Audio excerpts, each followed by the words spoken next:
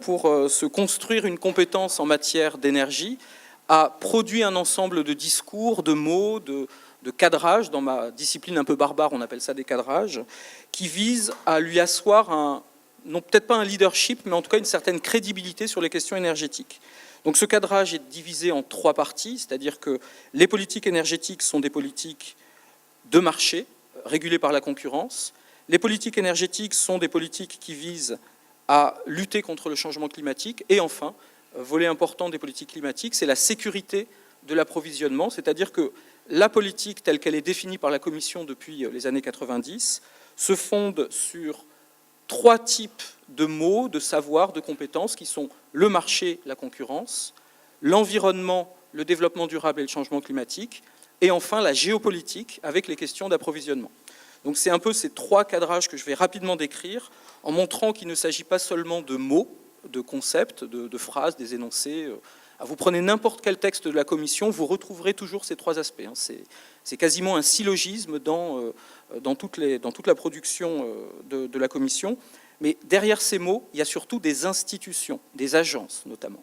Donc tout premier cadrage, le plus fort, c'est bien sûr celui de la concurrence, parce que là, la Commission est en territoire quasiment conquis.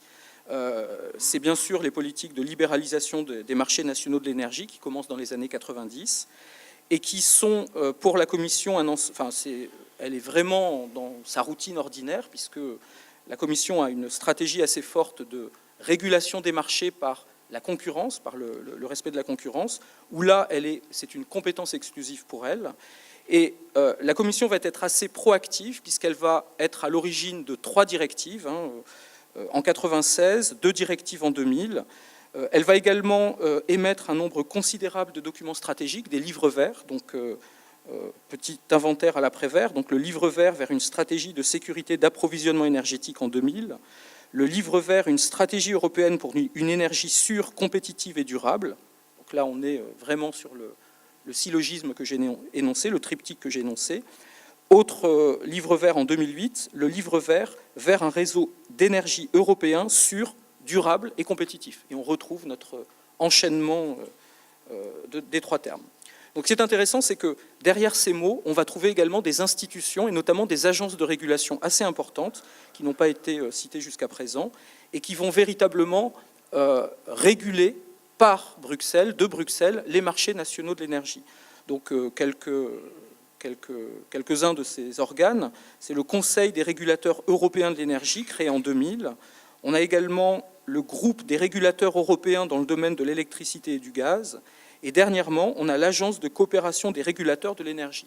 Donc un ensemble d'agences, avec parfois des pouvoirs informels, qui fonctionnent comme des réseaux d'experts, des réseaux de régulateurs, mais qui vont également avoir des pouvoirs un peu plus formels. C'est le cas de la dernière agence, l'ACER, l'Agence de coopération des régulateurs de l'énergie, qui vont directement intervenir sur le marché. Donc là, premier leg de la Commission européenne à notre débat, c'est d'avoir réussi à déréguler les marchés nationaux, libéraliser les marchés nationaux de l'énergie pour détruire des monopoles historiquement constitués autour de certains opérateurs, EDF en France par exemple, etc.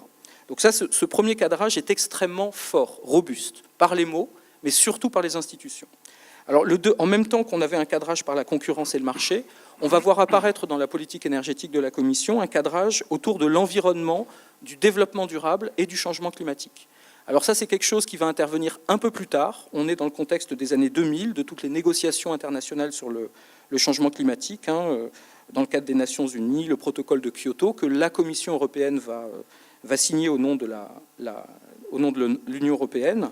Et finalement, c'est avec le paquet énergie-climat, les 2 paquets, celui de 2008 et celui d'aujourd'hui, que véritablement la Commission va annoncer, institutionnaliser le lien très fort entre l'énergie et le climat, entre l'énergie et l'environnement.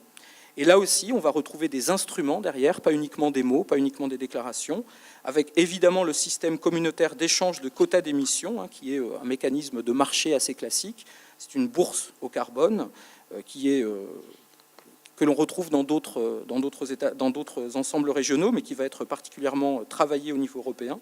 Mais surtout, la Commission européenne va créer une direction générale sur le climat, qui va intégrer des compétences issues de la DG Environnement, mais également des compétences issues des DG Entreprises et Industrie et des DG Relations extérieures. Donc là aussi, la Commission se dote d'un personnel, d'une expertise, d'une capacité d'action en matière d'énergie liée au climat, liée au développement durable. Et enfin, le dernier cadrage, c'est celui par la sécurité énergétique, qui intervient dans un contexte, on va dire, d'intérêt géopolitique de la Commission pour son environnement, notamment le Moyen-Orient, et surtout avec un événement qui est assez important en 2006, c'est les coupures d'alimentation en gaz que connaît l'Ukraine. Donc là, on a un événement de crise qui rappelle la dépendance énergétique de l'Europe et qui donc donne à la Commission européenne un mandat pour mettre en avant cette question de la sécurité. Et du coup, il va y avoir un activisme assez prononcé de la part de la Commission qui va se servir d'énormément d'instruments de relations internationales, dans le cadre de la PESC notamment, pour y ajouter la problématique énergétique. C'est le cas par exemple du partenariat euro-méditerranéen avec le Maghreb et le Machrek, où l'on rajoute évidemment des points sur la question climatique. Ça va être également le cas dans les années 2000 de la politique européenne de voisinage, où l'on crée un volet spécifique aux énergies. Donc, de même, la Commission va établir des relations bilatérales de plus en plus prononcées avec des États comme la Russie, l'Azerbaïdjan, le Kazakhstan, l'Ukraine, c'est-à-dire des États qui sont producteurs ou par lesquels transite un approvisionnement d'énergie. Alors, ce dernier cadrage, il est beaucoup moins robuste que les précédents, tout simplement parce que la Commission européenne n'a pas les compétences nécessaires, juridiquement établies par les traités, pour s'occuper de ces relations énergétiques internationales. Et surtout, ces relations internationales, dans leur volet énergétique, sont des prérogatives jalousement conservées par les États-nations. Donc là, on a véritablement un échec de la Commission européenne à imposer aux États une politique internationale énergétique et non pas seulement climatique. Alors pour conclure, je pense que voilà, j'ai tenu mon pari, il a fallu une alarme pour ça. Pour conclure, et c'est l'hypothèse que je voudrais soumettre au débat collectif, c'est de souligner le caractère très hétéroclite, voire fourre-tout, de ce cadrage. C'est-à-dire que la question énergétique est une question de marché, de concurrence, une question d'environnement et une question de sécurité, une question géopolitique. Et c'est justement l'hypothèse que je vous soumets, c'est justement cet attelage assez dissemblable, hétéroclite, mais j'ai peur de déclencher une alarme en disant ça, c'est cet attelage un peu bigarré de ces trois dimensions qui fait que cette politique européenne, finalement, a été acceptée par les États membres. Parce que chaque État membre, en fonction de ses spécificités, en fonction notamment de ses problématiques d'approvisionnement, a su trouver dans le cadrage offert par la Commission des éléments dans lesquels les États se retrouvaient.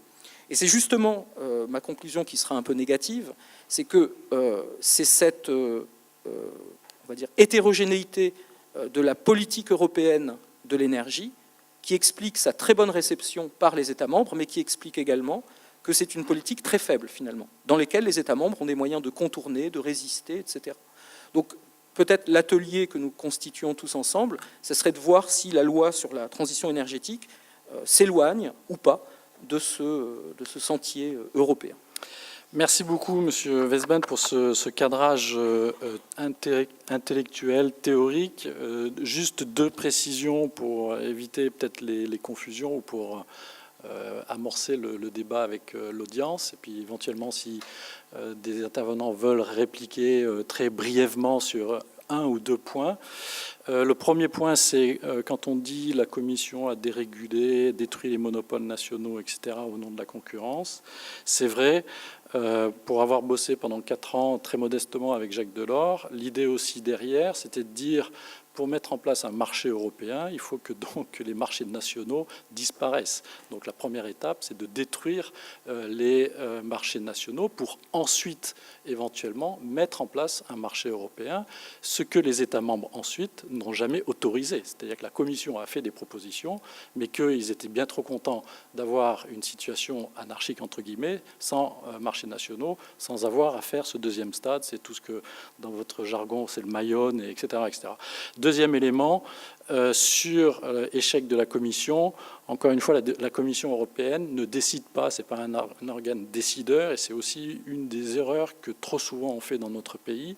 La Commission, elle propose, et la Commission, elle met en place l'agent décideur dans tous les domaines, même dans le domaine de éventuellement la concurrence ou autre, ce sont les États membres qui restent maîtres de la chose. Et donc dire que la Commission a échoué, non, la Commission a proposé des choses que ensuite les États membres n'ont pas voulu décider en commun à l'occasion des Conseils européens. On vient de le voir à l'occasion du dernier Conseil européen sur le deuxième paquet. Je ne vais pas rentrer